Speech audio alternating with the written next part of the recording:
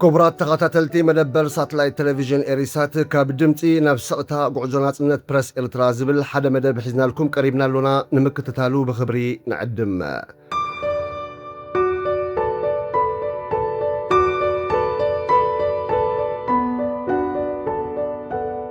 أب ورح قنبات عالمنا عالماوي معلت ناسنت برس أب تبع للوزل لأوان حدا حطو أب ملأه قراتي كالاح دمتستات انت تعبيسوم من كزاربيو إذا معلت زيئا كينيو حدا ترى عالماوي بعال حقي ولا كوا مبزعتو جيزية أفافيت انتخونت نفتحي نسب أو خبرن سلامن أقداسيت مخانات الزخاخر علتيا ካልኦት ብንጹር ክርእዩ መታን ንኹሉ ህይወቶም ኣብ ሓደጋ ንዘእተዉ ሰባት እውን ክንዝክር ትጽዋዓና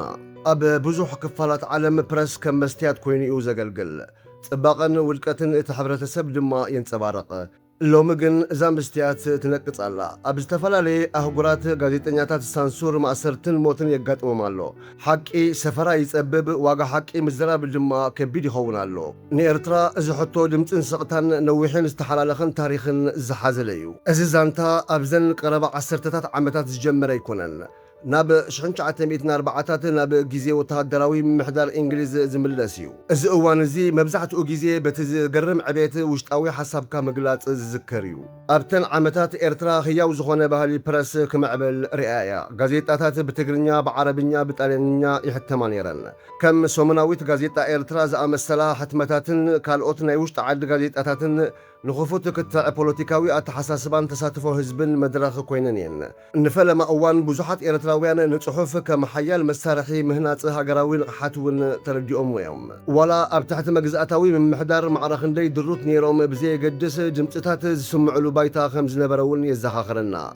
እቲ ኣቐዲሙ ዝነበረ ባህሊ ፕረስ ኣብ ዘተ መንነትን ሓይሊ ሓሳባትን ዝኣምን ወለዶ ንምዕባይ ዓቢ ተራ ተጻዊት እዩ ሓንቲ ሃገር ብገዛእ ቃላታ ክትዛረብ ክትሓትትን ብዛዕባ መንነታን መጻኢኣን ክትሓስብ ከም እትኽእል እምነ መሰረት እውን ኣንፂፍ እዩ ድሕሪ ዓሰርተታት ዓመታት ብ1993 ናጽነት ምስ ተረኽበት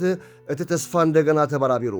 ንእሽቶ ግን ከኣ ንጥፍቲ ዝኾነት ብሕታዊት ፕረስ ክትዓቢ ጀሚራ ጋዜጣታት እንደገና ዝተፈላለየ ኣረኣያታት ሒዘን ወፅየን ጋዜጠኛታት ከበድቲ ሕቶታት ክሓቱ ጀሚሮም ዜጋታት ይሳተፉ ይካትዑን ርእይቶኦም ይህቡን ነይሮም እናሓፂር ግዜ እውን እንተኾነ እቲ ታሪኻዊ ማዕጾ ፕረስ እንደገና ዝተረሓወ ኮይኑ ንብዙሓት ተሰምዖም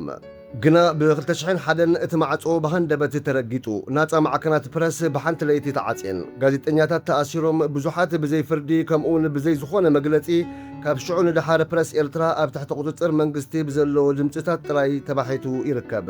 ናፃ ጋዜጠኝነት ካብ ውሽጢ እቲ ሃገር ምልክት ዘይብሉ ጠፊኡ ሎሚ ኤርትራ ካብ መላእ ዓለም ኣብ መለክዒ ናጽነት ፕረስ ኣብ ዝተሓተ ደረጃ ትርከብ እዚ ድማ ንጹር ምልክት እቲ በስገዳድ ዝተዓበሰ ድምፂ እዩ ድሕረቲ ዝሰዓበ ስቕታ ግና ዘይተነግረ ዛንታታት ኣሎ ኣብ ኣብያተ ማእሰርቲ ዝተሰወሩ ጋዜጠኛታት ድሃይ ዝጽበያ ስድራ ቤታት ከምኡውን ብግህዶ ናይ ምሕታም ናጽነት ሲኢኑ ዝዓቢ ዘሎ ወለዶ ይኹን እምበር ስቕታ ፈጺሙ ባዶ ይኮነን ተዘክሮ ከምኡውን ሃንቀውታ ይጸውር እዩ ካብ ስደት ካብ ብሕሹኽሹኽ ዝግበር ዝርርባት ኣብ መላእ ዓለም ካብ ዝተበተኑ ማሕበረሰብ ኤርትራውያን ንሓቂ ምንዳይ ይቕጽሉ ኣለዉ እቲ ኣብ ግዜ ምምሕዳር እንግሊዝ ናፃ ጋዜጣታት ክፍጠር ዝደረኸ መንፈስ እንደገና እውን ኣብ 1990ታት ብቑሩብ ዝተረእየ ሕጂ እውን ጨሪሱ ይጠፍአን ብተዘክሮ ብተጻዋርነትን ብኽቱር ሃንቀውታን ግዜ ይጽበሎ ዓለማዊ መዓልቲ ናጽነት ፕረስ ጋዜጠኛታት ሞያ ጥራይ ዘይኮነስ ሕድሪ ሓፋሽ ተሰኪሙ ዝሳግም ዓውዲ ምዃኑ የዘኻኽረና ኣብ መንጎ ስልጣንን ህዝብን ድልድል ድምፅን ዘይብሎም ጠበቓ ከምኡውን ዘብዐኛ ተሓታትነት ምዃኑ ድማ የተንበሃልና ንኤርትራ እዛ መዓልቲ እዚኣ መዓልቲ ተዘክሮን ጻውዒትን እያ ተዘክሮ ንዝሓለፉ ድምፅታት ኣፍልጦ ንዝተዓብሱ ድሃያት ከምኡውን ጻውዒት ሓቂ ንዘይፍረሃሉ መጻኢ እያ ሓቂ ኣብ ዘይብሉ ሰላምን ፍትሕን ክዓቢ ክእልን እዩ ድምፅታት ኣብ ዝተዓብስሉ ድማ ሓቂ ክትነብር ኣይትኽእልን እያ ታሪኽ ግና ሓንሳብ ዝተበራበሩ ድምፅታት ንሓዋሩ ኣየጥፍኡን እዮም ብምባል ፍናን ይፈጥረልና ሓደ መዓልቲ ድማ እቲ ስቕታ ክስበር እዩ ሰላም